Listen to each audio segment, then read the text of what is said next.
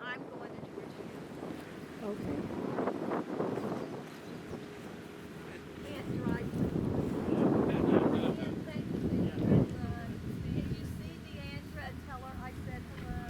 Never seen her. Did she visit another place another time? Oh, in North Carolina.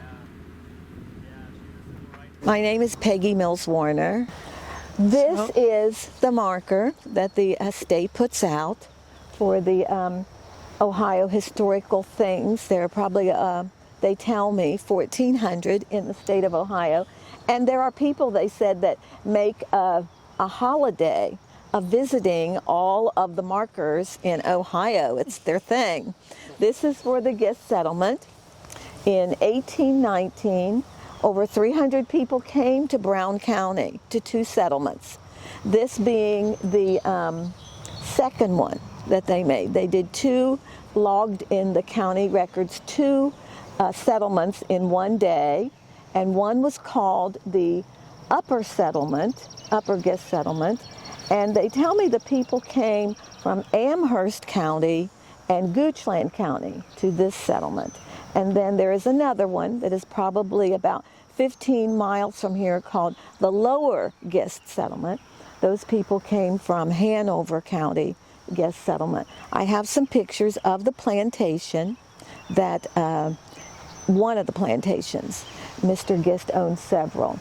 This marker was placed, this is the second marker. The first marker was placed in about 2010. And then a year to a year and a half later, after the first one was stolen, then we had this one replaced with masonry and everything. It says that there were 1,197 acres of land in this parcel of land. And as we will see on the back side of it, there were 30 tracts. It was Mr. Gist's desire that he wanted his slaves to be freed and have land and have churches and have schools. Somehow the schools did not materialize. Some of the churches did, which we will see, but I don't think they worked very hard at making Mr. Gist's wishes come true. So this is the front of the marker. On the back,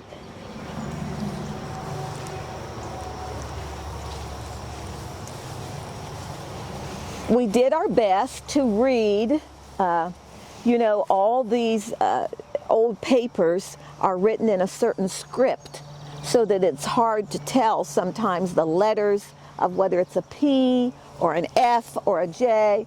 We did our best to get all the names, at least the first names, of all these people who came and were given land. It's kind of a sentimental thing. It cracks my voice, I'm sorry, because when you think of the hardships they went through to come here, and this was not very good land. This was said to be very swampy and very not farmable. And these people were farmers. When my sister and I went to Virginia, she's the 4-H'er, so she asked him this question about how many crops were these people able to farm a year in Virginia. And he said, we farm about 3 crops a year. And here in Ohio, we are fortunate to have 1 crop and 1 reaping. So this was quite different for these people. Lot number 22, it was 37.5 acres that they gave to my great-great-great-grandmother, Betty. She took the name of just Betty when it was logged in. But then she gave her 4 children. She has 4 children. Sally and Anthony and Izzy or Kizzy. We were not sure about the K or the I. And Harriet. She gave them the name of Toller, T-O-L-E-R. As you notice, some people took names at the get-go. They don't know how they came up with them, but they did. But this is how they parceled out the land back in 1819. It is on record in the Brown County Courthouse in Georgetown, Ohio. Here it lists where they are from, Goochland and Amherst counties. And we are in the midst of Eagle Township. That's where they chose. You know, Mr. Gist was in a company with George Washington called the Dismal Swamp Company. So the people from the National Underground Railroad Freedom Center told me that they think that some of this land might have been parceled out through that company. Mr. Gist was not proud of being in this company with George Washington. In fact, he wasn't too proud of being in anything with Americans. He was very loyal to his England. As we go over here, I'll show you some of the graves that are here. Most people didn't have money for their gravestones, so there are not a lot of gravestones here. But my mother has told me before she died that there are very many of the Toller people buried here and the Toller relatives. This is, Emma Toller was married to my Uncle Robert. Donald Toller is my first cousin. Ernest Toller, also my first cousin. You noticed Robert was in the military. And it probably gets a little dark for your cameras back here, but this also is Robert, who was married to Emma. However, he had 2 wives, so they are buried separately. I wonder how they feel about that. Whatever, yes.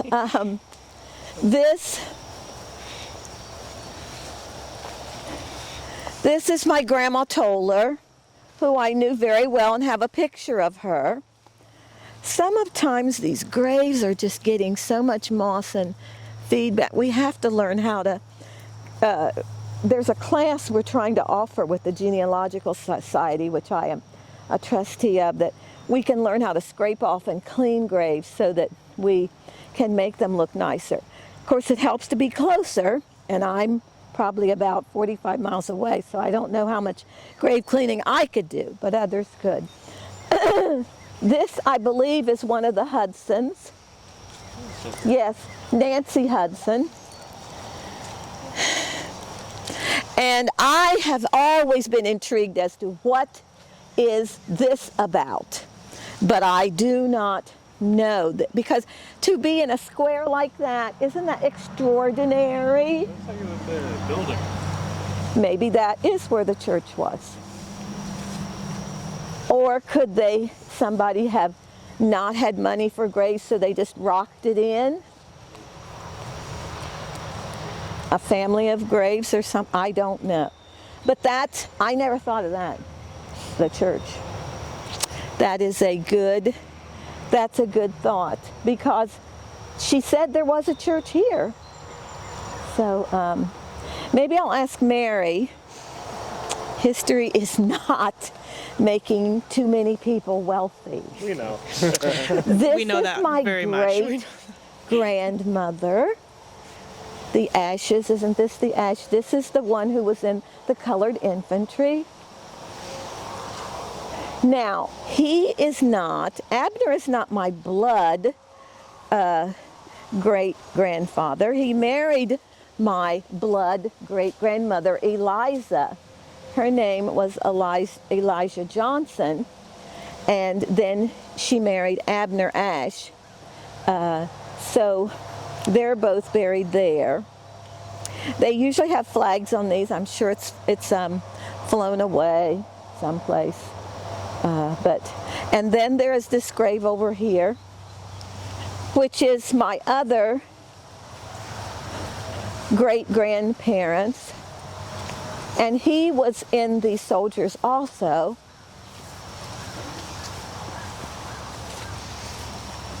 This is Mr. William Wallace, and he was married to Mary Johnson Wallace, who was Eliza Johnson's.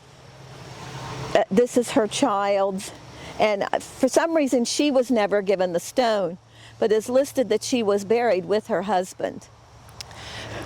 Ms. Peggy, do you know what these stars mean? We can call you Peggy.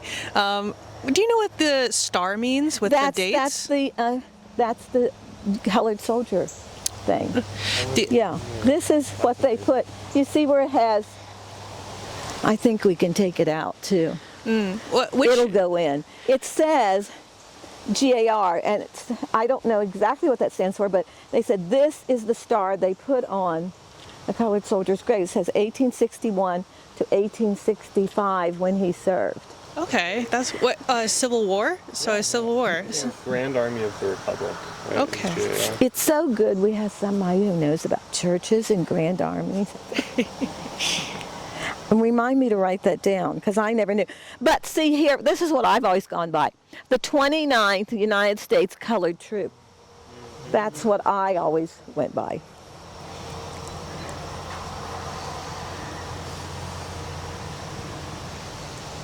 And they are beginning to have listings now in the state of Ohio of who the colored soldiers were. I do hate that word, but they are listing them now. But I believe he would have enlisted somewhere away from here, and then as given this recognition, which is a blessing. And the flowers I usually put on them are blown away. They do mow and keep this. I'm glad about that, you know, and they give and take whatever you've got out here. You just have to bring more. But it's a quiet little place. And the other one is much bigger than this. It doesn't have any more stones than this, but the other cemetery is much bigger than this is. Anything else you would like to know? I just rattled on. Sorry. Well, would you like to find a comfortable spot and we can ask you questions about you and your research, or? Well, I think you might be better served if you saw everything first. Okay. And then decide, because it's all very comebackable. That's not proper English. It's very Right. So we can wait until we've seen the other site. right. Excellent.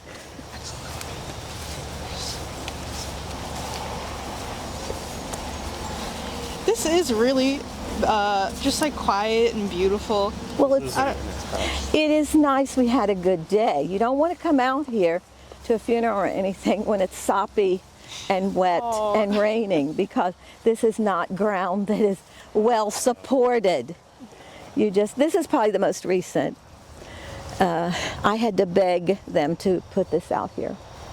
My cousin Donald died alone, and he wanted to come back home. He died in Cincinnati.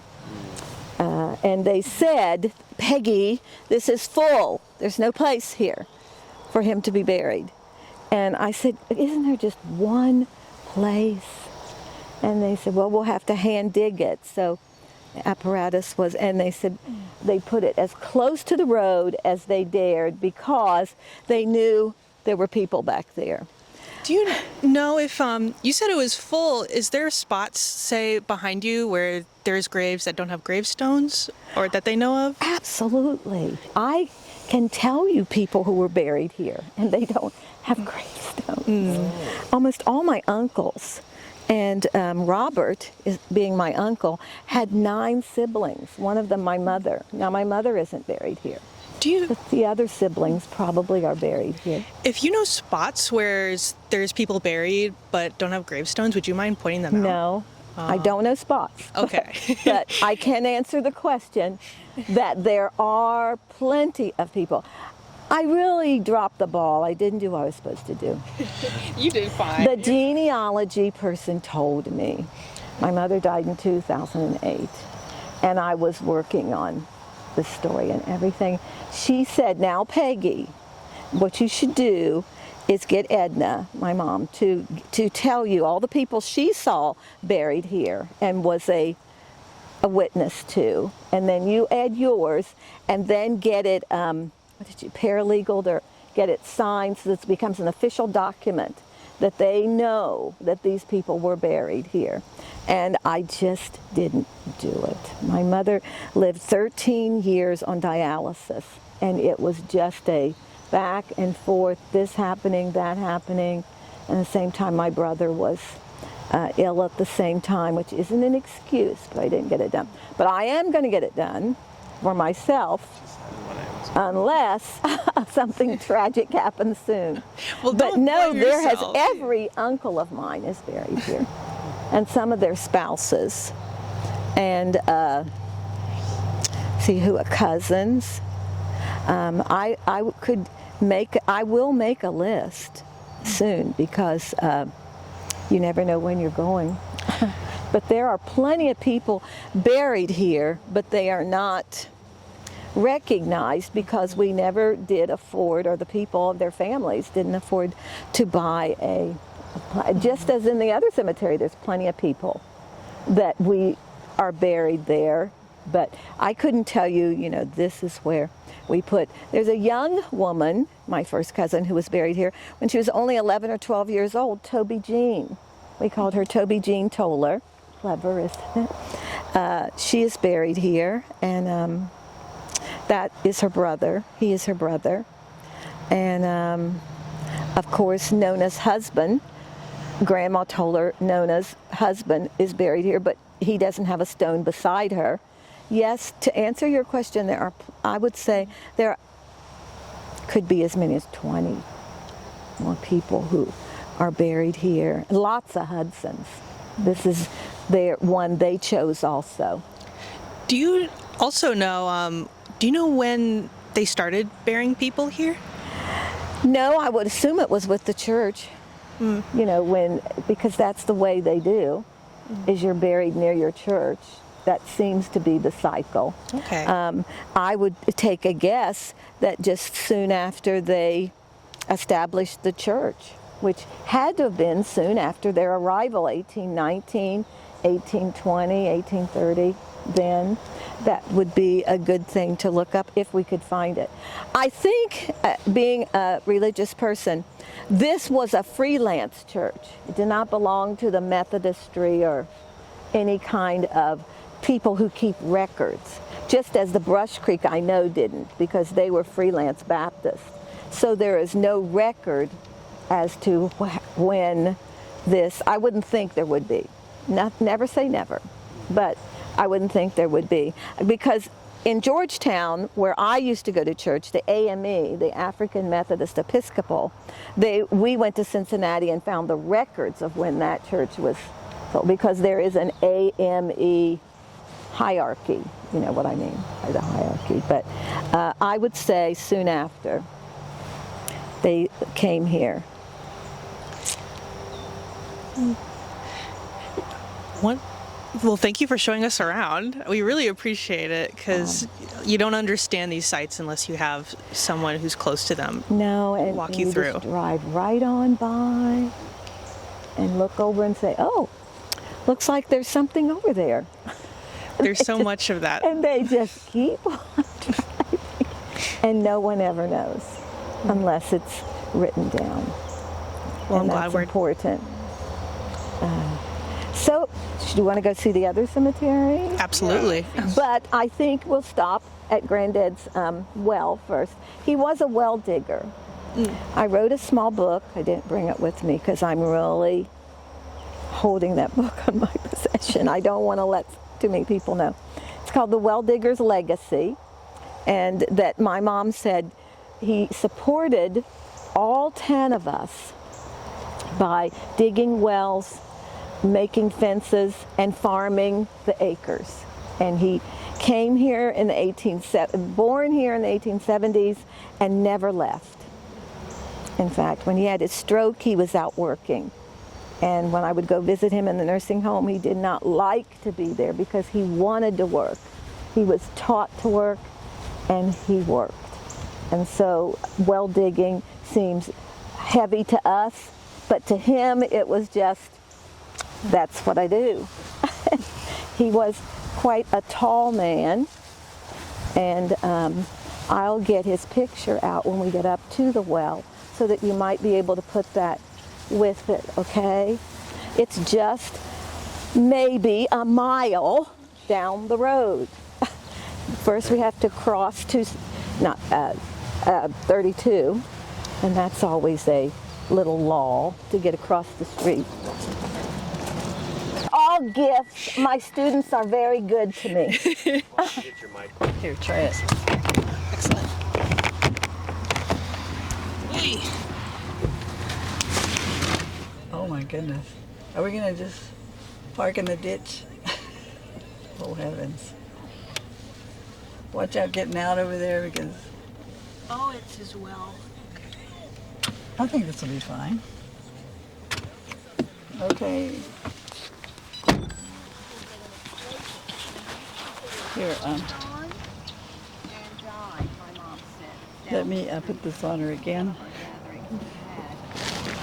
I guess we could just leave it on.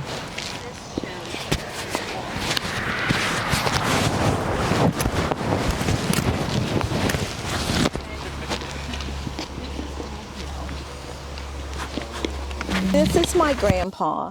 This picture's probably better. This is where I parceled off all the acres. This is a better one.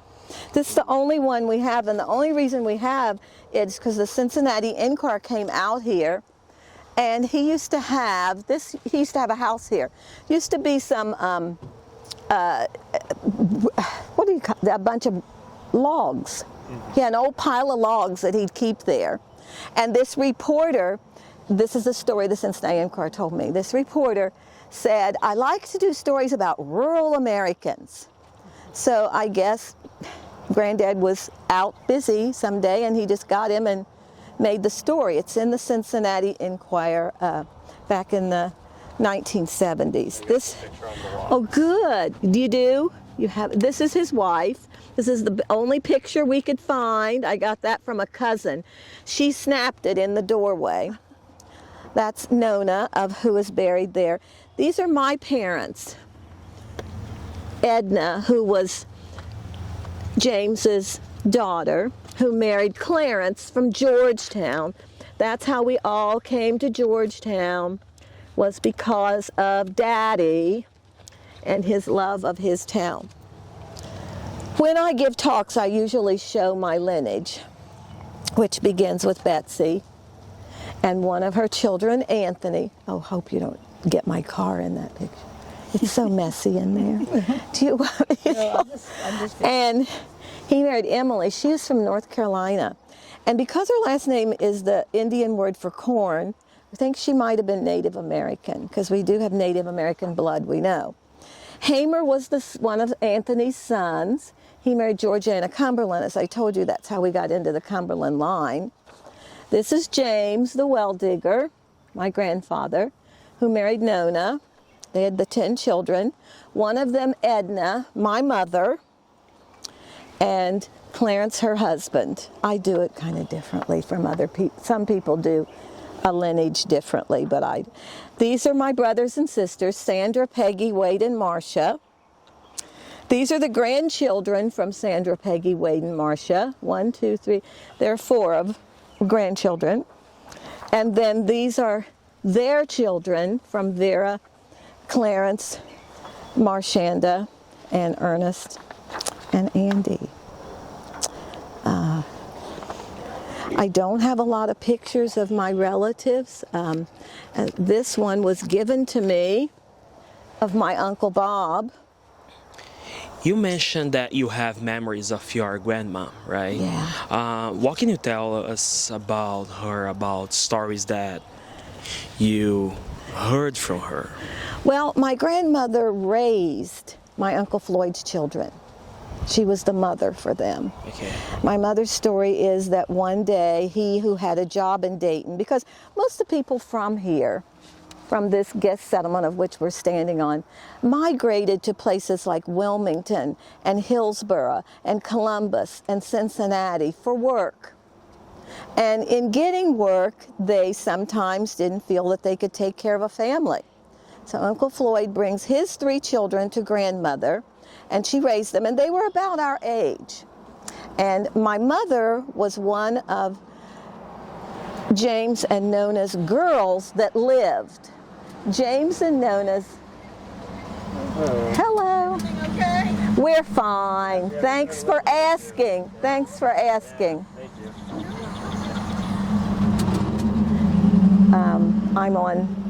I'm on tape, so I can't say anything.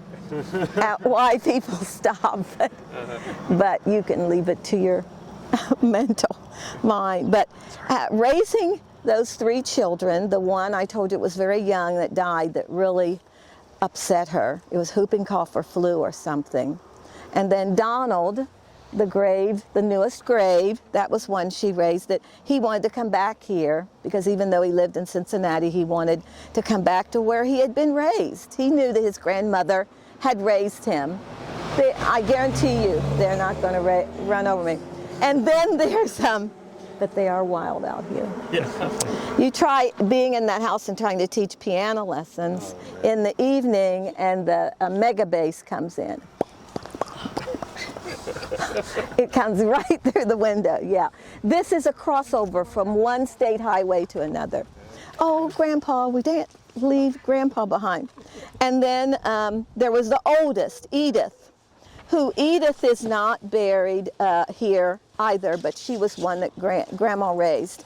And to raise money, Grandma would raise little chickens.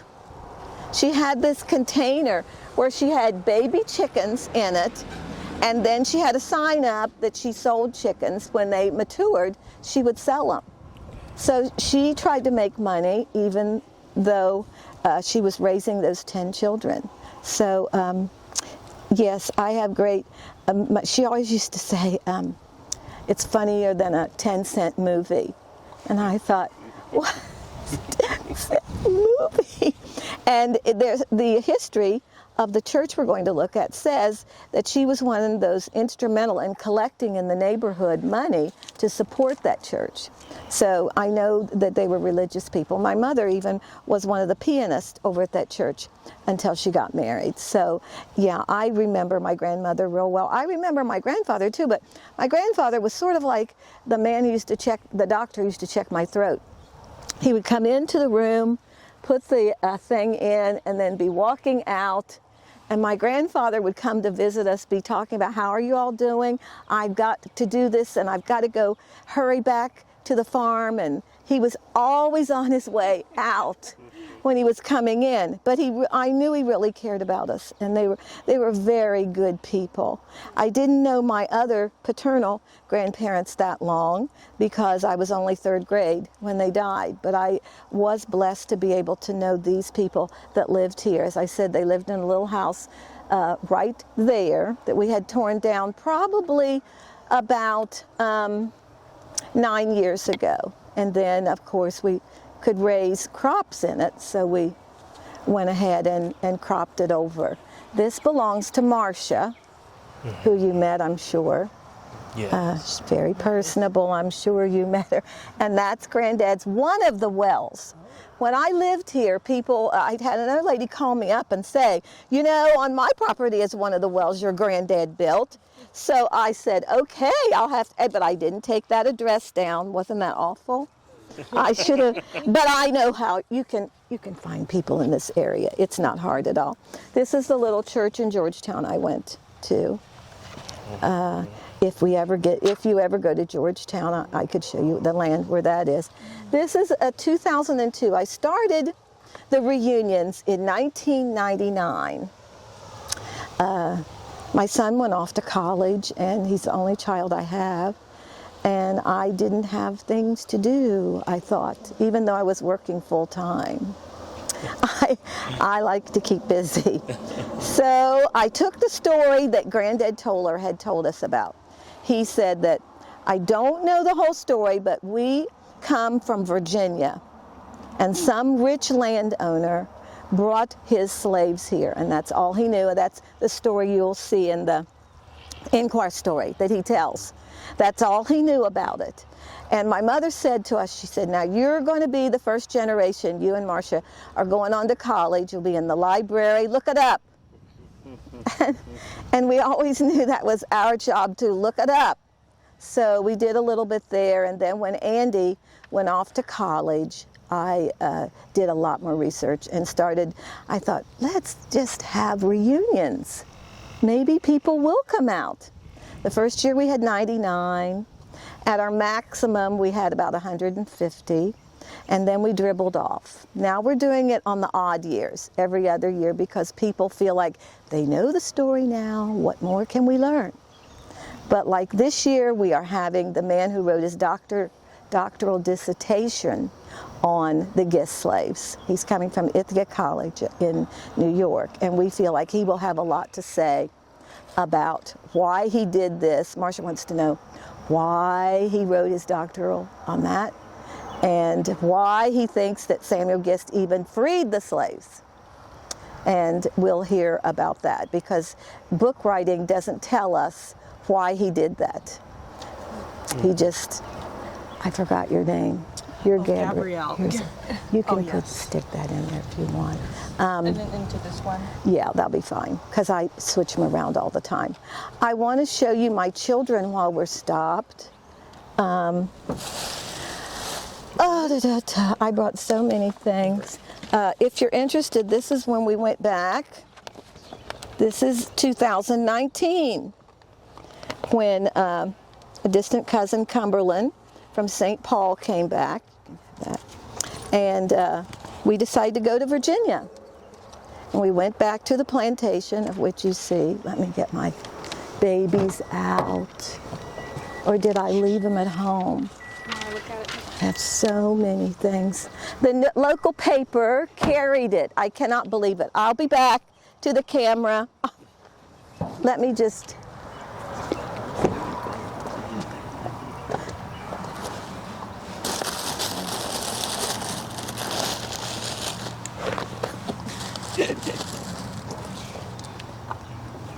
What did I do with my babies? Here they are. Here they are. Here they are. Here they are. So, Marcia and I are the only ones still living in our family.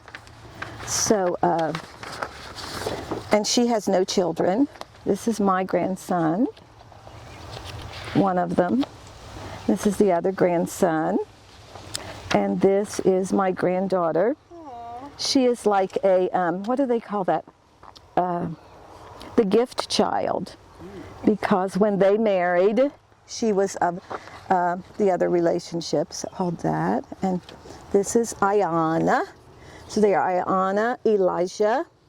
And where is my baby? Theo. Where is Theo? Should be a big picture of him. He will kill me. I left Theo at home. Theo will be so upset. He's the youngest. He's 9. I can just see him now. Just, he looks a lot like his. We can pull it up on the phone maybe and we'll show it to the camera later. Yeah, I have plenty of pictures of Theo on the phone. I've got my sheet whenever you want it. This has been a big help to me. I think Marcia said she was going to pull hers out too. I'm not fond of this book though because it's not very documented. You know, in the back they show you where they got sources, what sources they came from. So I feel like it's not very... This was written by a cousin of mine on the Toller ancestry. And this is what I put together a few years ago because this is where I grew up. This is a definite place in Georgetown, Ohio, 510 South Green Street. That's where Marcia and I grew up and walked to school all our lives to Grant schools because everything in Georgetown is named after Ulysses S. Grant. Because that's the way it is. We have the Grant Association, we have the Grant Streets, we have 3 murals of him. So it's not like, maybe someday this area will be called the Gist Settlement area, you think? Okay, the next stop, I'll show you the what people told me. A dear lady who lived to be 105 years old, Miss Lydia Williams, said this was the colored school, Peggy. She said, and before the schools were integrated, this is where the colored children went. And then after they were integrated, she bought the home and raised her children in that home. I think she had 13 or 14 children. But that'll be around the corner here. It's just up on that road beyond those soybeans. If you wanted a closer picture of the well, I hate to tell you to walk across money. That is our crop for this year. That is, and the Hudsons lived in that house also, so that you know that this settlement went across the Grand Highway. because of the church and everything. As I said, it went down to that 5 Points part in the road that they call 5 Points. This is pretty much all that's really still owned by African Americans, and a small part of land down the street. Different things have taken it away from us, not paying taxes, people going off and not coming back and paying their taxes, people dying, not successfully willing things to their children, going through the paperwork so that the courts were easy to take it away. We have this road down here called Purdy Road. I know those people came after all of these African Americans that came here, but Purdy's pretty much own everything. They actually own the 5 Points Fincastle Hospital for animals, and of course a lot of land on that road. But that's the way. Unfortunately, it's not right, but that's the way it goes with land. You lose it if you don't do the proper things that have to be done to pass it on. So we'll pass my house, and then we'll turn on to where the old colored school was. Okay?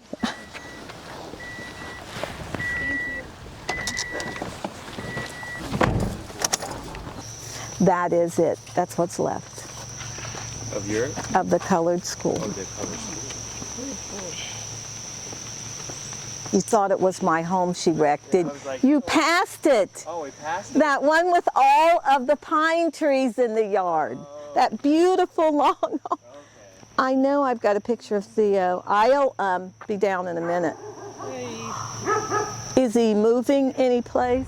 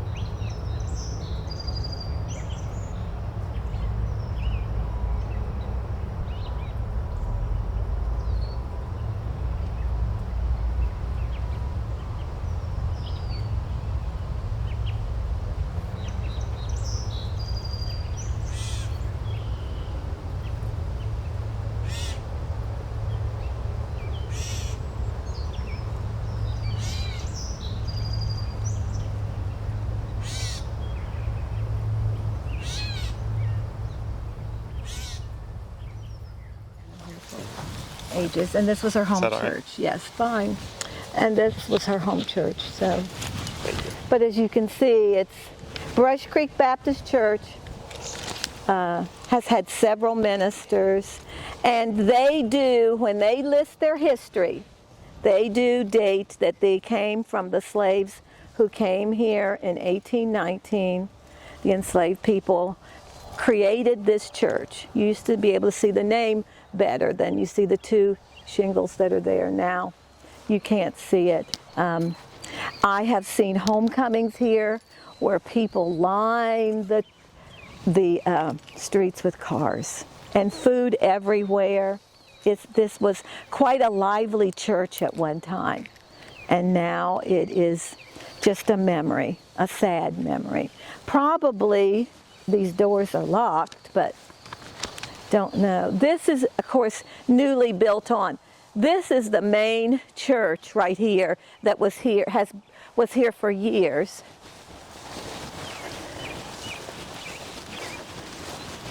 Oh, here's we've got a 1976 sign, at least.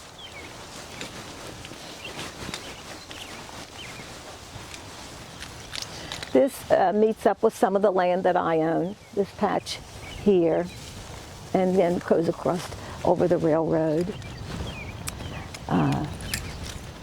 My grandmother, for a time, also lived down the street in a home.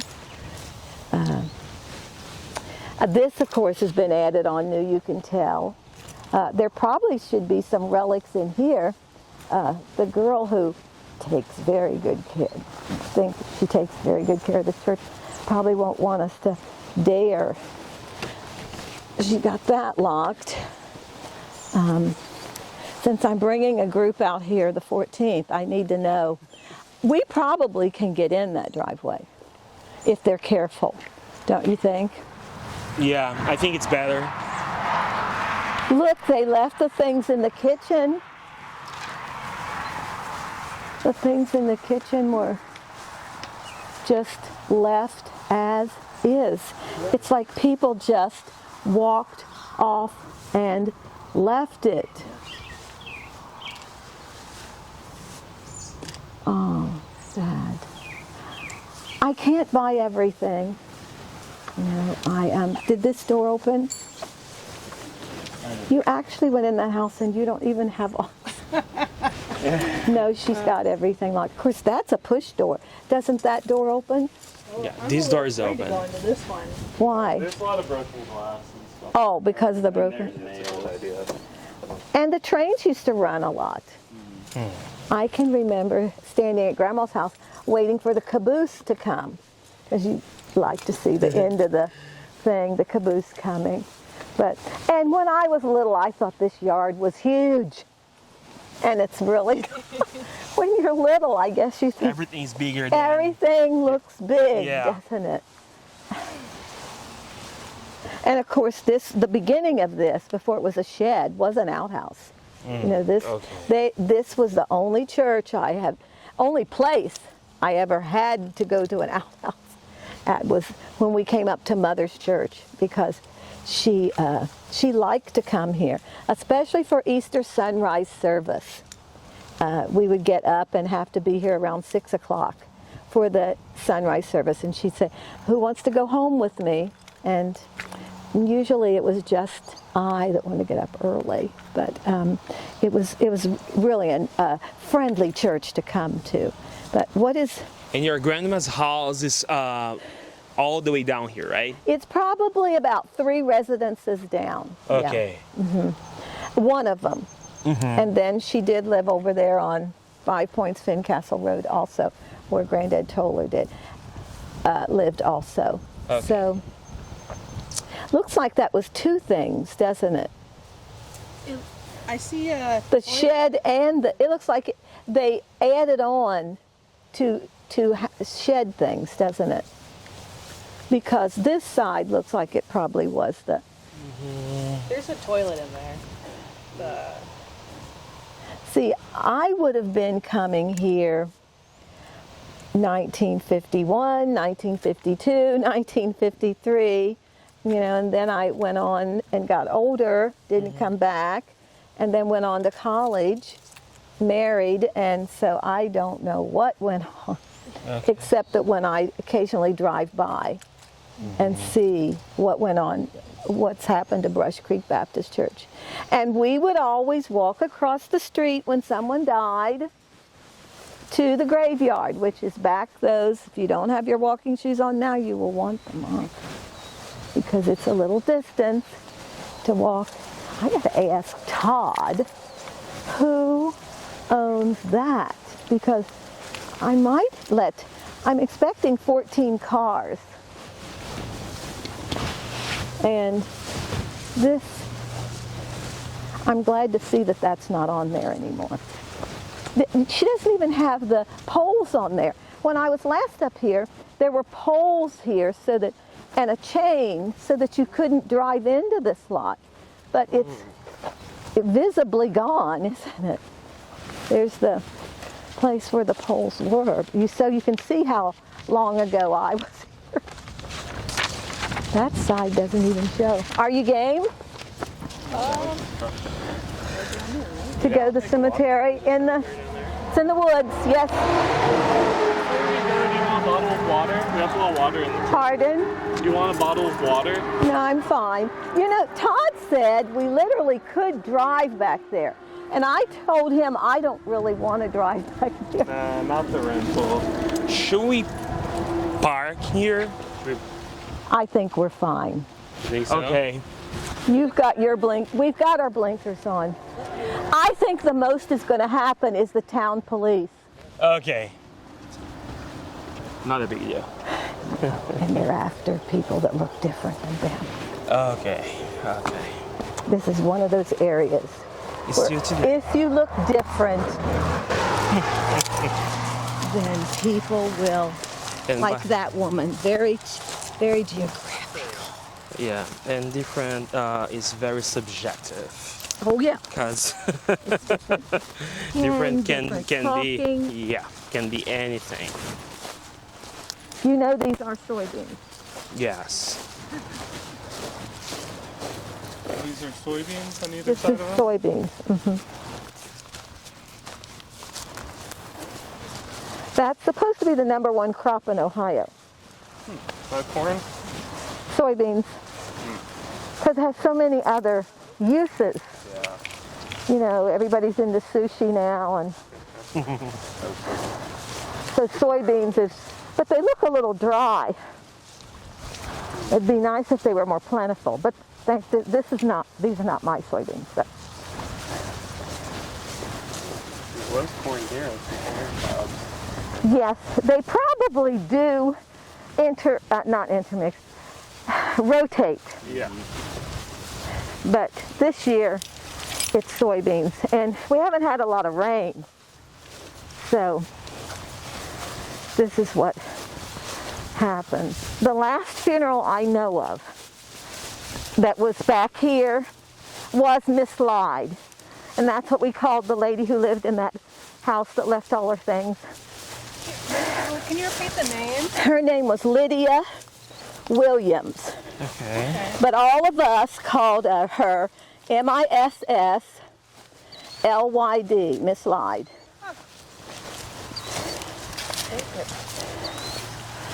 And do you remember any stories of the settlement that you may have heard from your relatives? Only the ones that Granddad talked Okay. about in his newspaper article, and the ones I've said. People didn't talk a lot, you know. They kind of felt like that was their business, Okay. how they settled things, and as children, we weren't really prone to asking a lot of questions like they do today, because that's the way we were. Okay. You don't ask mom and dad too many questions. But I do remember that my dad always used to feel like he'd say, Edna, you're the one who has the rich past, or or you're the one who has the history. Because Mr. Young was trying to interview my father, thinking because he's part Cherokee Indian and this, that, and the other, that possibly he was the one that had the exciting past. But I can remember Daddy saying, Edna, I don't understand why they think I have something to say. It's you. So maybe he knew more and wasn't telling us. And he was the storyteller in the family. But I would have to say, yes, he's the one who liked to tell stories and visit the older people. But I have to say that Granddad Toller was the Kunta Kinte of our family. He's the one who said, there is a story. You just have to find it. But he never told the story. No. Okay. Well, he never did stick around to tell anything. He was busy working and out the door and everything. And then, as I said, he had a stroke and passed away very quickly. Well, this is, I don't remember that big tree. But this is not good for a farmer who has to farm land and has this huge old tree here. And this is old. Look at the structure of it. You can tell it's been here quite a long time. Well, once upon a time, it'd be great to have out here for shade if you were working at the place.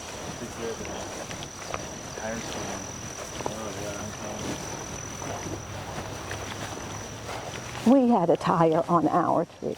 It didn't seem to stay very long. We lived in what you call living in the city of 2000, Georgetown, Ohio. But to people out here, it was the city. Well, I'm not seeing what I thought I was going to see. But I know this is the path. Boy, those people aren't going to like walking this 2 weeks from now, are they? There's something over there, Peggy. Yeah, I can't tell you how I'm probably going to get the looks. It's right there. Well, I knew it was back here, but I thought maybe what is that moving? Oh, it's a deer. Oh my goodness. Just so it's not a German deer, I'm not afraid. Wow. I was afraid we were going to see Bigfoot there. Oh, I used to mow my grass and the deer would come very close to me. They are not afraid. In fact, I think they feel they're going to take over. They'll get rid of all of us.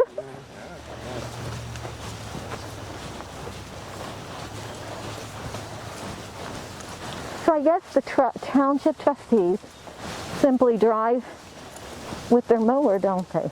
They've got a path.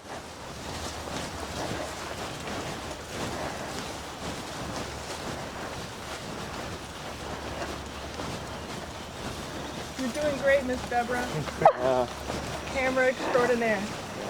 She certainly is. It's amazing that holds the camera still while we're walking. Wonder what that deer thought. Okay, here comes a bunch of people. I guess I'll go have lunch now.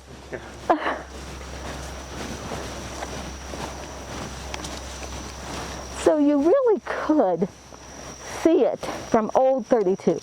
That's called Old 32. Because we thought about putting the marker back here, but we were afraid the land would get away from us. Somebody might own it that wouldn't be as charitable as Mr. Franke has been. And now Mr. Franke has died. But Todd, the land farmer, says that Mr. Malott, who owns it, will let us come back here. So we come back.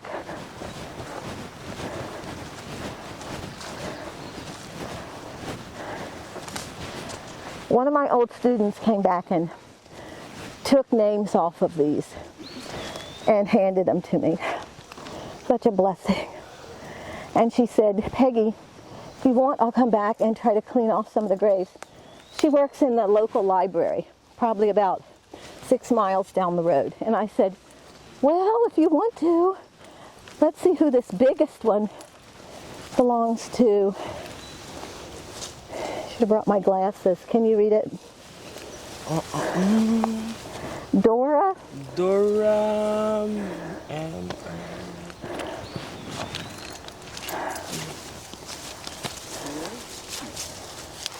Page 3. it says Masha. M-A-S-T. S-T. Oh, okay. O. Master. Maston. Not missionary.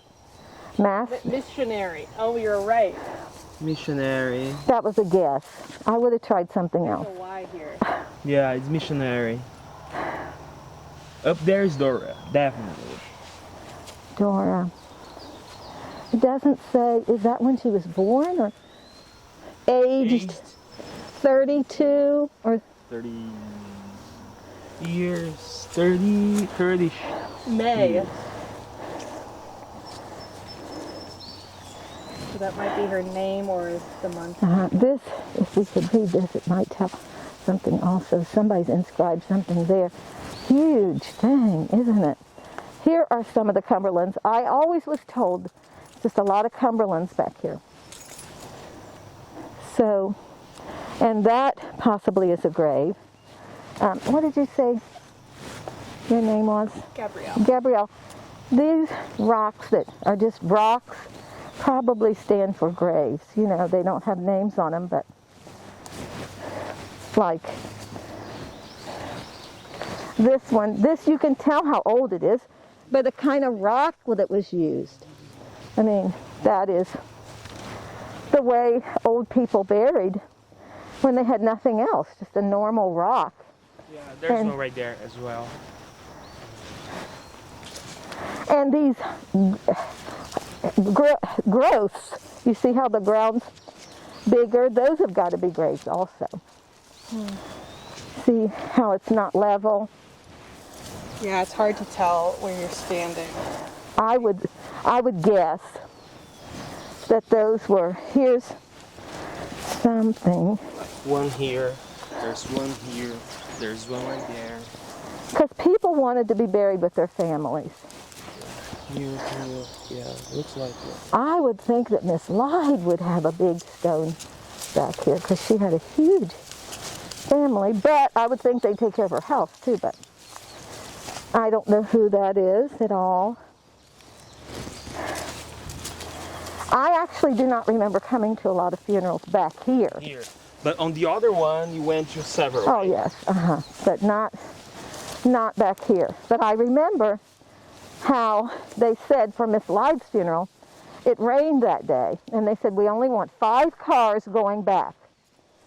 So you're going to have to load up, and that road will only handle 5 cars in the rainy sloggy. It had rained for a few days.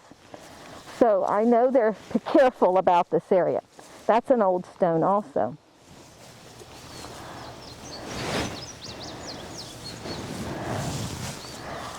Not like Omaha, right? Omaha doesn't have graves like this. See, this is sunken in.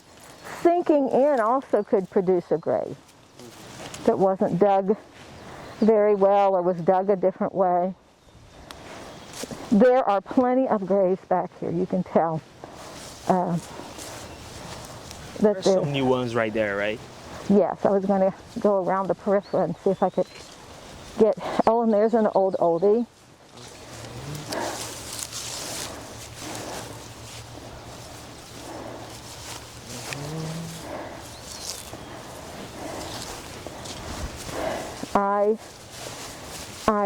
I'm not a betting person, but I would bet money my great-grandfather Hamer is here someplace because he married into the Cumberland family. Okay. Yes, he married into the Cumberland family, so I would expect him to be buried here. Instead of there. Yes. Benjamin Hudson. 1897. That's when he died. Yes. 54. So that means he was born in the 1840s. And he was part of the Army. Civil War, yeah. 1861.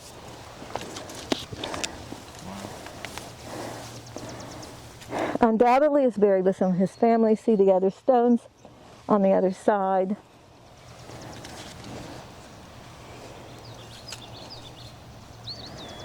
This is a lovely rock. I like that rock. What does that say under his Benjamin Hudson? This starts with a C. C-O-L. 100. Colonel. 100th Regiment, USCT. Colonel. Or corporal. What is Corporal. it? What is it? I don't know. COE. Okay. Company E. Company E, 100th Regiment, USCT. Okay. Or is it 109? No, 100. 100, yeah. And then you can see a huge flag right here. American flag. Lived 54 years. But this was put here, it looks like, after that was. This stone belongs to some old timer, I would say. This, it looks like this would have fit right on top of that. Oh, Yeah. yes. So that could be reset. If you got the right people out here. Oh, yes. That would have fit right on top of it. I was thinking maybe they brought him here to be buried with, It's part of the. I had forgotten that there's another colored soldier here. And here's something, don't know. See, a lot of times children that were born, stillborn and babies, were buried with just a little rock. Just not, you know, what they could get a hold of. Well, let's not forget these. What is back here?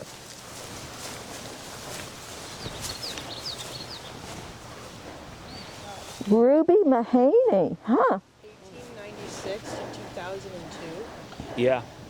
And there are some. Leonard Johnson. Don't know these people. These, the mother and the daughter, died together. This is why we must put our maiden names. We have to. We can't just put our married name because somebody may not know. Johnsons were prevalent here.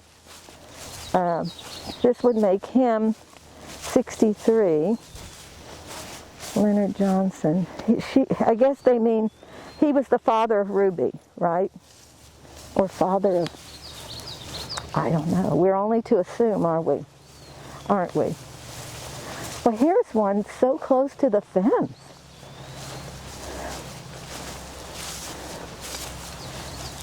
This is old Mr. Lowry. He was a deacon in the church. Lived to be 83, that's great. He was my uncle's father-in-law at one time when he was married to his daughter. And I imagine he was deacon at church most of the time that church was here. This is an old, his wife is probably buried right beside him. They never were apart that I ever saw them. This is old, isn't it? That's slate. That's not even, I wish I knew more about these graves, but I don't. Do you know anything about Lydia Williams? That's her, who lived to be 105. Yes. That was her house. You were wandering around there. Oh, really? She bought it after it was the colored school. Okay. That's what she told me. She said, and your grandpa, she said, used to drive the bus for the colored school. I said, okay, that was way before my time. Look at the common rocks, the concrete things they used. Here's more Johnsons.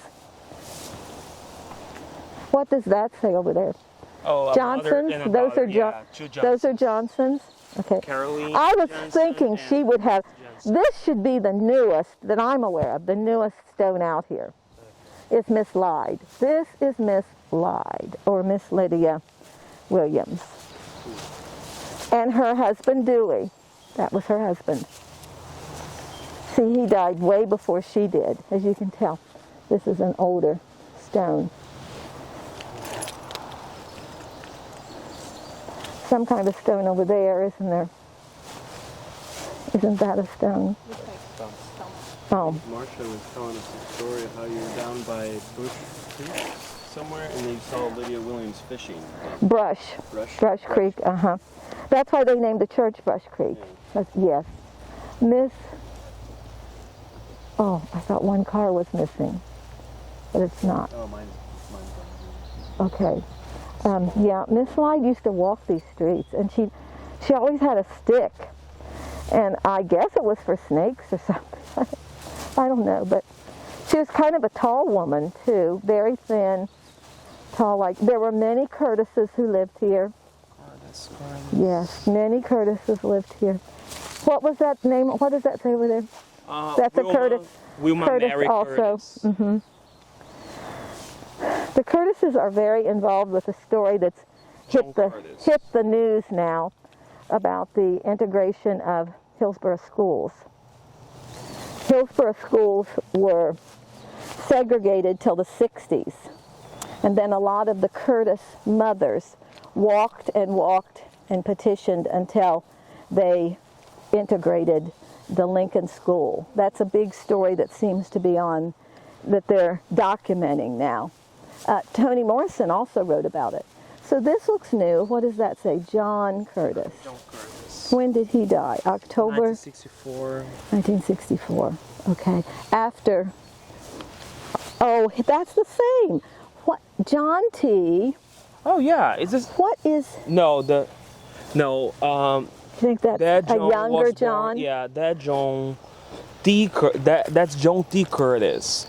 He was born in 1895, and this John Curtis was born in 1897. Okay. Same year. All right. Maybe they're cousins? That straightens that out. But the People were yeah. forever naming people after other people. It makes a genealogist's job so difficult because you think, see, my grandfather, James, the well digger, was named after his uncle James. And people tell me, oh, are you talking about that James Toller or that James Toller? And I said, well, there were two. I'm talking about my James Toller. So it's people, that was an honor to be named after someone. But it made it a bit confusing when you're trying to do genealogy. You got to figure out dates and things. And there are the Cumberlands. I want to see what this says over here at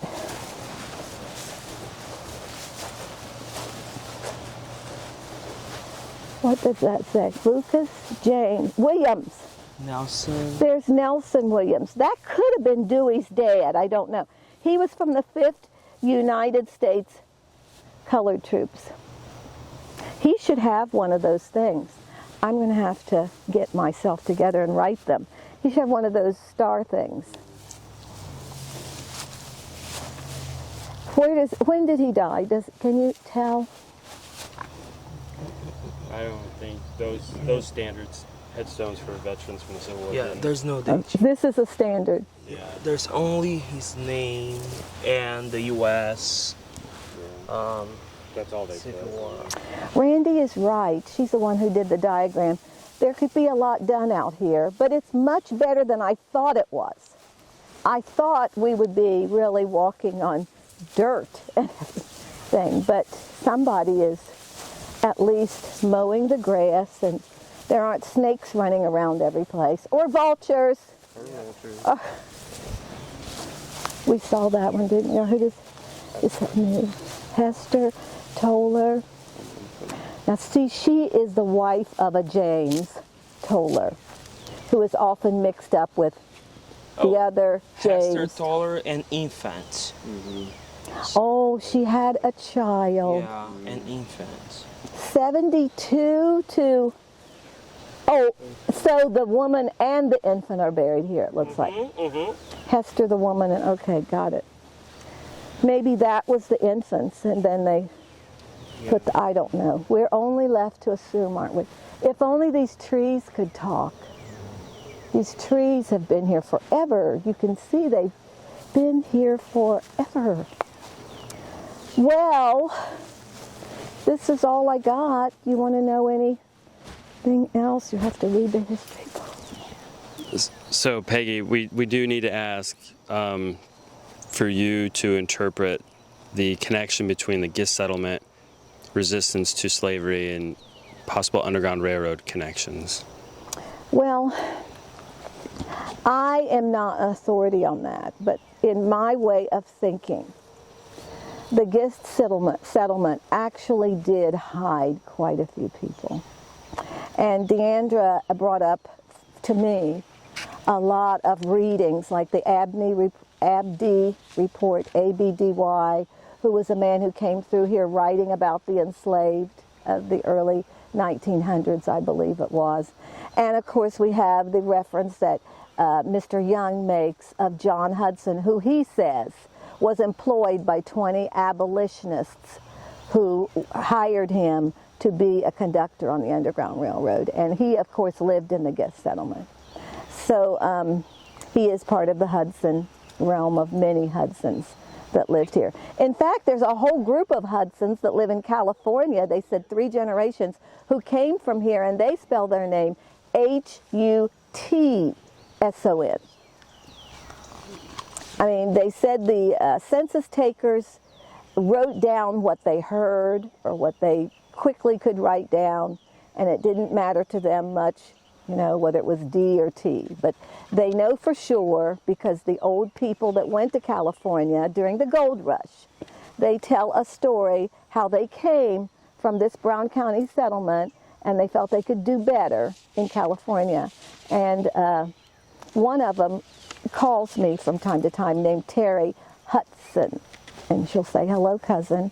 But I think the reference is that you could get in and out of this settlement if you looked like, just like the people that stopped today because we didn't look like them. I mean, these people that were running out of Ripley, which is a mere 30 minutes on the highway, but my dad always said, those are not the only ways you get here. There were many ways that they could probably come through here, through old trails and places that it wasn't as time consuming. So it was very easy to get out of Ripley, get out of Russellville. If you take 62, you saw how easy Russellville is. 6 miles from Ripley, maybe 15 miles from here. Ash Ridge was a big part of the Underground Railroad. It's less than Russellville to get up here. There was a man named Reverend John Mahan who helped with people in the Gist settlement, because a lot of people from Gist settlement were tried to take them back as slaves. They could make money if they grabbed somebody out of the settlement and claimed it was their slave and took them back and sold them. I know Moses Cumberland, there's a story in 1839 about how a white person who was a slave trader was trying to get him to come back down south so he could be sold. But a lot of people helped him from the Gist settlement prove that he was not, including Reverend John Mahan, who was a great abolitionist here, helped him prove that he was not, he had been freed in 1819, that he was not that. So there are stories that run down through the years. No one ever sat down and said, "Peggy, this is your connection. This is why you should honor and look and read about the Underground Railroad." It's just the stories that have been passed down. That's my only connections that I have. Sorry. I wish that the people had to have talked more, that had shared more with us, but they just didn't. And I'm just glad they were able to stay, because some of the Gist settlement people did go back home or to different places. See, there were Woodsons that lived here, and you know how important the name Woodson is. They went different places. Woodson, I think the great Carter Woodson gives his place of home West Virginia. which is on the way to Hanover County. So he might have been one that his roots might have gone back. So that we just don't know what they did. We can only surmise what the people of this Giz settlement did. There's a little children's book in the Dear America series. Do you know anything about the Dear America series that has the Abby doll and all those things? It's called Freedom's Landing. And it's about a little boy who, it's all made up history, but it's taken from stories that they have found. And it's called Freedom's Landing. It talks about this little boy who keeps a diary of how he came out of slavery with his father out of Kentucky, came into Ohio, and he said, and we came to a place where all people looked like me. He said, I have never been to a place where these people were free and everyone looked like me. And they stayed there a little while and then they moved on. And he was hidden out at Oberlin College, it says, until his dad, who had departed from him, came and received him, and they went on into Canada. But that book was derived from stories that people have heard and carried and passed down. And I love that book, and I sometimes read it in settings with children so that they will understand that possibly, and that little boy called this GIST, Ohio. Don't know why they had it that way, but that's one book that does point that out, that Gist settlement could have been. And then there's the other Gist settlement. I guess you probably won't get to see it today, will you? Although it's maybe 10 miles from here. But and then if you go to that Gist settlement where the marker is, it's on 68. Then you can take 68 to Ripley. Out of that Gist settlement, you would have about 15 miles. What do you think? It's your story. You mentioned your father's family connection with Native Americans. Mm-hmm. Can you elaborate on that and tell us? I have paid genealogists to find his connection. Okay. I can only get to his father, who was married to my grandmother, okay. And on the wedding document, mm-hmm. It says that his name was Will Mills, and that he married his mother was Anna Highsides, and that's why I feel like he was Native American. Plus, everyone tells me your granddad Mills looked just like an Indian. I mean, all the old people tell me that. And he lived here as well? He lived in Georgetown. Remember, the Millses are Georgetown, okay. Who met up with the Tollers from Sardinia, and they married, and that's where I came from. But no, the one time I did see my granddad Mills, he was not a person who stayed with his family, I'm sorry to say. He did look very, very, very, very Native American. And as you can see from seeing my father, all the Millses were very fair. And what they say is they had the good hair. Do you ever hear that about Africa? They had the good hair, the nice straight hair, the Indian hair. A lot of things go down in African American language. You just have to overlook it or bleep it out of. I am just thrilled to be able to share the story. It's something that I piece by piece by piece have tried to put together, sort of like a crossword puzzle, or not a crossword, jigsaw puzzle by pieces, and there's so many, many more pieces. Peggy, I was wondering, since we've gone through all these different locations today, what would you like to see in an ideal world to have these places preserved, or what do you think is the best path to preserve these places? Well, I was talking to the Burnses before it did get so run down, that perhaps we could have some kind of a home or an edifice that we had pictures of what we do know, we've taken pictures from all the gatherings. So we have about 10 pictures from the gatherings of these people that say they're related. We could put those there. and essays. I asked them to write essays at one time about their relatives, so we could put those. I thought if we had some place that, even if you were just vacationing, let's say it was that church even, if we opened that church and put a lot of this historical facts and things in it, then you could come on your vacation time and see it. But I never was able to strike any interest from other people because I couldn't. I'm just a retired school teacher.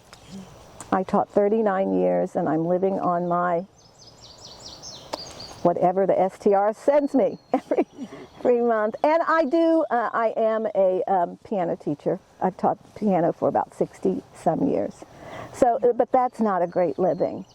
And if someone doesn't help me with something like this, but this girl is not willing. She said it's a church. And her mother was one of the last people in it, so she's keeping it as a church. Kenny did speak to me a couple years ago. He might be, if he fixes that up, might be a choice. But my wish would be that there's some place that we can say, come here to learn about the Gist settlement. That this will be the quarters where pictures were preserved, where things are preserved. I might even think about bringing my granddad's well top, but I'm not taking it out of storage until I find a solid place that will be here for years and years and years to come. But yes, I'm glad you asked that question. I would like to see the future of some place where we tell the story that's not forgotten and that people don't think, who are those strange people standing by the side of the road? Well, we're here because there's a story. Well, still on this topic, in what ways do you believe the Gist settlement legacy and your own family's legacy should be remembered and recognized? We should be remembered. We should be remembered as land kin, as they say, as people who did live on that land, and for many, many years. I mean, if we consider how long my granddad Toller lived here, he lived here into his 90s. That's a long time to live in one place. I can count about 8 residences I've had in so many places. And so many, so not everyone can say that. You know, we're movers today.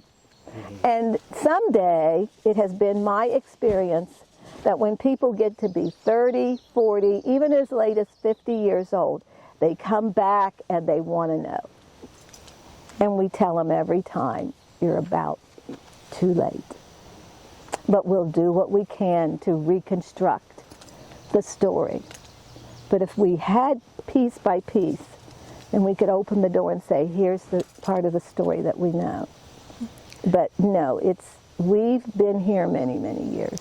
May I ask, when you remember in the past young people starting to move away, what was their reasoning? Work. What decade was this about? Pardon? What decade? I think the Industrial Revolution of 1900 definitely pushed many of them. According to the censuses, the 1900 census shows lots of families here. Lots of families here. And that would have been the beginning of my grandfather's family. They were married in around 1899 to 1900, and then the beginning of their 10 children began here. And so many other families, the Cumberlands, the Johnsons, the Curtises, the Williamses, so many of them started there. But it was that Industrial Revolution where they heard that there was better work in Hillsborough. That took many of them. They heard there was better work in Wilmington or Dayton. A lot of my uncles went to Dayton and stayed there. And of course, Georgetown. My mother said, I went to Georgetown and got a job in a restaurant.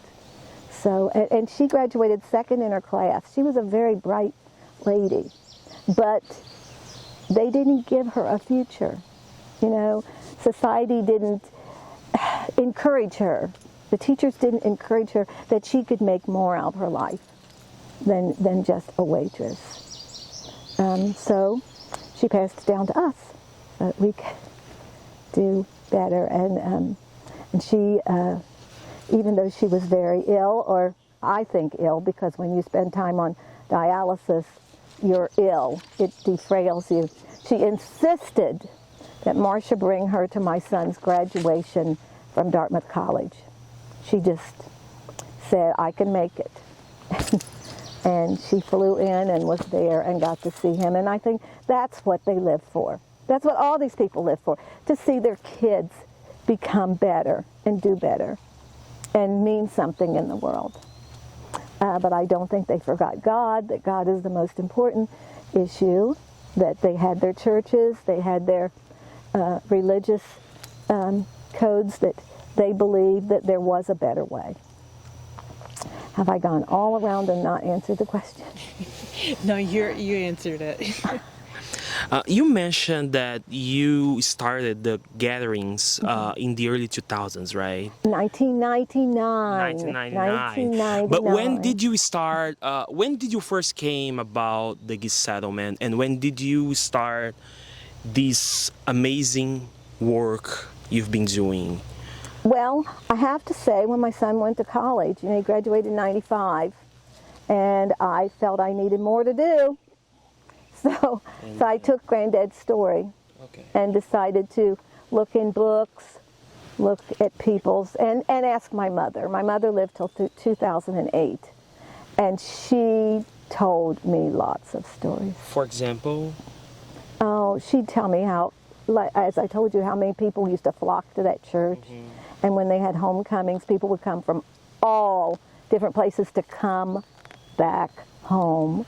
I would never have known about this cemetery back this road had she not told me. And she was very proud of where she began. She felt Georgetown was the bigger city and had more future. But she was very proud of where she started out, and that they were farmers. She used to tell me a lot of stuff about how living on a farm is important, and that during around harvest time, that's when she learned a lot of her cooking skills, she said, because she said, even though I was a little girl, my mom would put me up on a stool and I had to help feed the harvest hands. So that she knew what it was like to make something from practically nothing. And that's important. And as Marcia always says, I feel we got a lot of our work ethic from the tollers. They worked all of the time. Like I told you, my grandfather was like Dr. Peerless, who would just be on his way out as they were on their way in. He was always busy with something. He had something that he had to do, whether it was fencing or whether it was crops or anything. He was just busy, busy, busy, busy, busy. And a work ethic is very important. I'm so worried about these children today because I don't know that they are going to learn that work ethic because most of them don't even go outside. That's true. I was wondering, because about the Underground Railroad, you said a lot of people just didn't tell those stories because they felt like it was their business. What do you think the best way to go about is to find those stories if they're not being told? Well, the first thing is to dig into these people's personal accounts. Mm-hmm. There are people who have gone, let's take an example, Columbus, to live in Columbus, but yet they're able to remember their grandparents, and some their great-grandparents. And we just have to seek them out. It's going to be difficult. Mm-hmm. But since the older ones are gone, we have to seek out those stories. I think it's going to come through stories. And I think there's a lot of stories that are coming out. I don't know whether you saw the 60 Minutes thing, where this man bought a home that he wanted to have to gather his relatives with. And then he came to find out that that home that he bought was literally the plantation they grew up under. I mean, you guys, 60 Minutes has shown that at least 3 times now. It's really great. Look on their streaming thing. But he lived in a different state, but I guess he had the money. And all the cousins and everything said, Fred, we could buy this house. It's down the street. It's ideal for us to get together for our homecomings. And he went in and bought it. And then one of the cousins decided she was going to go back in the genealogical books and everything. And she found out that that was the very plantation where those people came from. And now Fred is reconstructing it and everything. It's going to take people getting out of their little soft chairs and deciding that history is important. I mean, that's why I like these gatherings, is where more new people come, they bring their children, they tell them the story. It's going to light bulb somebody. Somebody's going to get a... You know, I want to ask you, because you're saying the importance of stories. Marcia introduced some stories. She told us about your grandfather saying if you threw something out that he thought was a waste, he'd say, "Oh, Strawberry wouldn't like that." Do you know about stories like that? Can you tell us about Strawberry? We weren't allowed to waste. That was a big thing. No wasting, no wasting, which my grandchildren can't believe today. If they don't like it, they're not going to. That just goes. But we're very big on waste. And Marcia is younger than I am. So I always say she has to remember more stories than I do, because she was around when I even went to UC. You know, she was still at home. But she remembers, you know, probably the day that he had his stroke and had to leave here to go into a nursing home. So she remembers that they weren't stories like that much more. And Marcia's she's got a better memory than I do, let's face it. She does. However, she called me to tell her some things before Tuesday's interview. but she has much better memory than I do. But the stories I have are what I've given you. That's about all I can remember. If I should remember any others. You know, just to clarify, so when do you think that schoolhouse was built? We were looking at it, and I just wanted to make sure we knew around when. Well, Miss Lyde told me that it was carried from Catterman Road. So it wasn't built on that property. And if you look at the shingles like that, or am I using the right term, the outsiding? Yeah, siding or shingles. Shingles are also outside, aren't they? I thought shingles were maybe just a roof.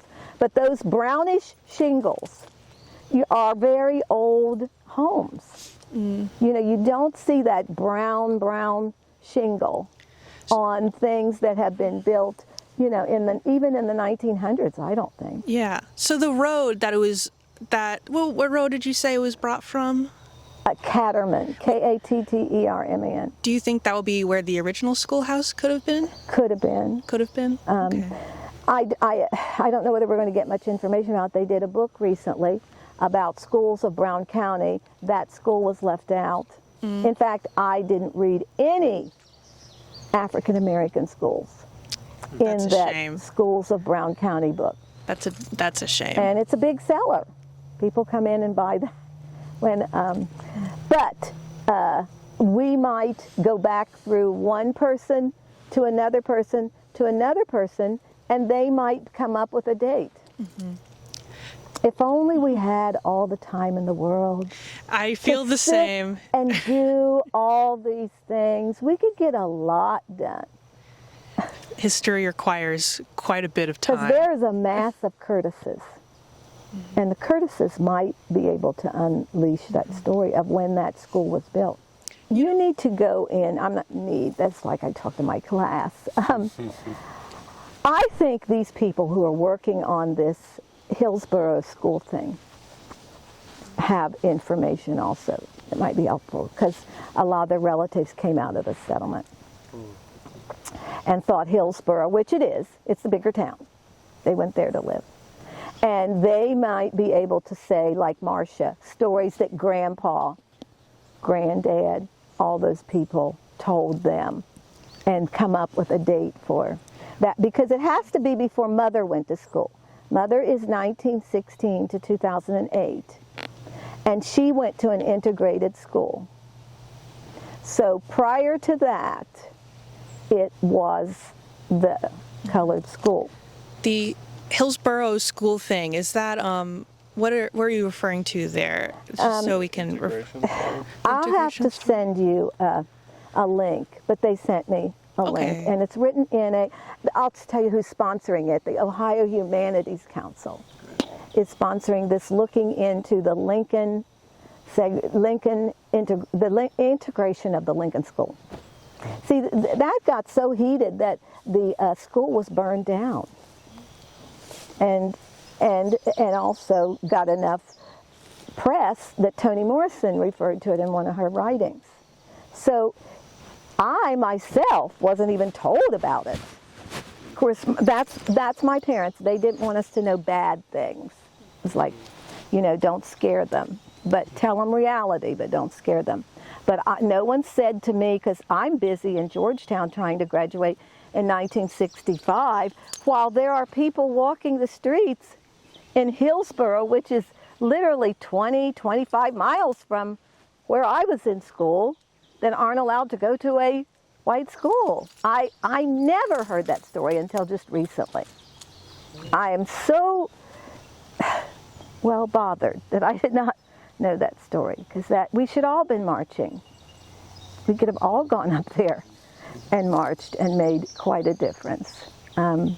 It's not good. It's not a good thing. But it's a story now that we need to keep telling people so that it won't happen again. There's one question that I asked Marcia about, was that when you started having these family reunions and getting everyone together, and maybe meeting cousins that you hadn't met or didn't really know, exchanging stories, were there things that you found, like your cousins their parents did things the same way your parents did them, or there was the same kinds of food that no one else ate? Marcia told us about wilted lettuce salad and transparency pie as two examples of that. So I'm curious if you have anything like that. And pickled beets and all Pickled that. beets. Yeah, and of course peach cobbler. Mm-hmm. That is you can get anything that I have and bribe me with a peach cobbler. Oh my God. Love me some peach cobbler. No, and all that was, as I look at that church, I can remember all that being piled in for homecomings. Just stuff like that. I feel like we were all raised similarly. Mm-hmm. I have to say, though, that my parents, giving honor to them, they had higher hopes, I feel like, for their kids than a lot of other people. Because I have to be honest, I had felt problems in my own race and in the other race that I just was not accepted. I remember people said, you don't talk black enough, you talk too white, and why do you want to become a teacher? There are no black teachers here in Brown County. I mean, I have to say that my parents always taught us that there is nothing we can't do if we put our mind to it. I mean, I felt like we were held to a higher standard, I think, sometimes, than some of the other kids that I was going to church with. And then when I came to Georgetown to teach 8 years, because I did come back to my hometown to teach 8 years, it wasn't easy. They held me to a standard of which you're just that girl who grew up down there on Green Street. And a lot of things were difficult for me, even though I had 1,100 students to teach, because I am a music teacher, and I did K through 12. So I'm licensed in the state of Ohio to do K through 12, and that school would only hire one music teacher, so I had the whole shebang.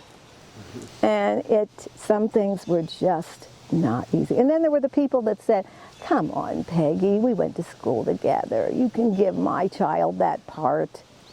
They make a better starring role than someone else. I mean, it's sad, but that's just the way people are. I went 20 miles down the road to Batavia to teach for 25 years, and I was accepted as somebody nobody knew, and I built my own reputation. And that's by far the easier route, is to go and build your own reputation. Nobody knows you. You just are that person who walked into that job. So that's what I think about that. Going back to your childhood, did your parents talk about slavery, segregation, or things like that with you and your sister? I remember they're talking about that, yes. And they always kept it kind of short, and we don't do that. And all the N words we were called, which were plenty, they just said, overlook it. And I know my mother always used to say, let's just get through school, and then when you get older, you can make a difference. It was not, they were aware of it. In fact, my sister faced it. I have an older sister who's passed away, who in 1960 graduated from Georgetown High School. And everybody was all excited about their going to the high school alumni, because now we're graduates, we get to go to this big alumni banquet. And 2 days in a row, my mother sent her with money for her to buy her ticket to the alumni banquet, because it was a dinner banquet, you buy a banquet ticket. And they said every day that we don't have any tickets. And that's what my mother did. Now, Sandra, that was her name, that can't be possible. Let me get her on the phone. Now, my mother would yell at us 4 children, but I have never, ever had heard her yell on the phone to anybody. But all I heard was, how can that be that she's not allowed to go to her own high school graduation? And this woman kept on the phone, because we asked her what was said. We were old enough then that we were going to ask her what was said, because in 5 years I would graduate. So I'm this 8th grader who wants to know. So she said, well, they tell me that they have written in their charter that African Americans are not allowed to belong to the Georgetown High School alumna. And I asked them, why, how can that be? Because they graduated and they have a diploma. And they said, it's written in the bylaws. And so my mom, who graduated from Sardinia here, she said, well, it's not that way in Sardinia, and that's not that far from Georgetown. And it's in the same county even. And they said, well, it is here. So she called some people from the NAACP and different places in Cincinnati. She was really hot. And this was her firstborn, and she wanted her to go to the alumna. And my father had graduated from Georgetown High School in 1929. But here is his story. He said, I missed a lot of school because I was the breadwinner in the family. He said, I was happy that I got my diploma, and the next day I left school, I was off to work. He said, I didn't even look back to think about any parties or anything that people were going to. He said, I didn't know. Because he was going to go with Sandra. It was the thing that if you were a girl, you took your dad. If you were a boy, you took your mom. So he's not happy about it either, because this is his home school. Well, it went round and around, and finally, just a few days before the alumna banquet, they called her up and said she's allowed to go. My sister, I wish you could have met her. She's not me at all. I would have walked out the door, but she was too embarrassed. She said too much has happened. She didn't want to go. And we were all disappointed because we wanted her to go. You know, we all thought it was unfair, but she just cried and she said she wasn't going. And it wasn't until 3 years later that another black graduate came through the ranks, and she went. And then, of course, 2 years later, I went with my dad. But it's even Georgetown, who is the county seat, had its problems. And I would like to see problems like that wiped off the center of the earth. That we don't have things like that happen. That maybe you think nothing of it, but it bothers me when people even stop along the side of the road and ask, can I help you? Because I feel like in the back of that is, you're different. What are you doing standing by the side of the road? This is my road. Or I know this road. My parents and I live, I'm sure she lived on the road. And the person who came across. I mean, we're just standing there. I get bothered by those things. And when we go to Georgetown, unfortunately, there'll be a lot of negative, I won't say the word, negative political signs that have not gone anyplace since 2020. They are still there. This is not where I grew up. In some respects, it's worse. Because it seems like people are not afraid to point out things. You know, I think they're allowed to carry guns. They're allowed to use bad words. There's an allowance that has come through in the last few years that I don't like at all. I see a difference. As a 75-year-old woman, I see a difference in today than when I grew up, and it doesn't always look to me forward. It looks like we might be making some backward steps. That's just according to Peggy. No one else probably thinks that, but I am very watchful, especially with a 23-year-old and a 14-year-old and a 9-year-old coming up into the world. It gives us thoughts of what's going on.